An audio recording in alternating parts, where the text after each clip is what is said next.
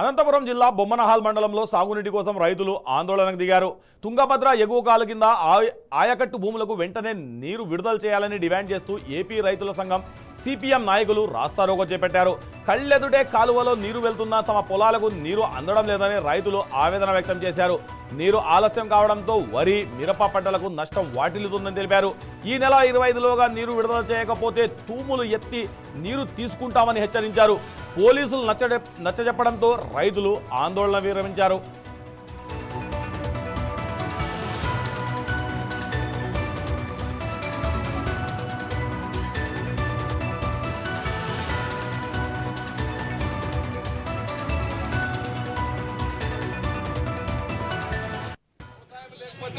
ఎవరికి వృత్తి లేదు, వ్యవసాయం లేకపోతే ఎవరికి అన్నమే లేదు.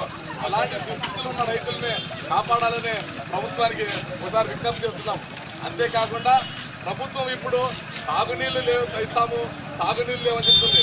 ఎందుకంటే 70 టీఎంసీలు జలాశయంలో ఉన్నప్పుడు కూడా మనకు సాగునీళ్లు 120 రోజులు ఇచ్చిన చరిత్ర ఉంది తుంగభద్ర డ్యాంకి.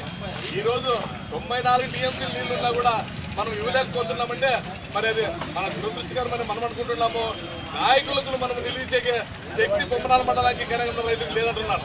ఎందుకంటే రైతులు వర్తిల్లాలి అనేది ఊరికి మేము అంటున్నాం. కానీ రైతులందరూ ఐక్యత అయితే కర్ణాటకలో ఆగానాగాన ఒగ్గట్టు ఓగాన ఇదాల సౌతు అనే నినాదంతో రైతులందరూ కదులుతున్నారు.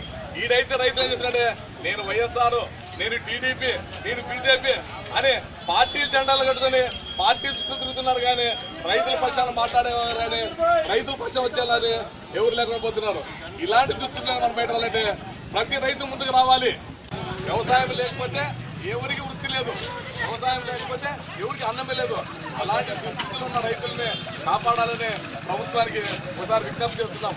అంతేకాకుండా వ్యవసాయం లేకపోతే ఎవరికి వృత్తి లేదు, వ్యవసాయం లేకపోతే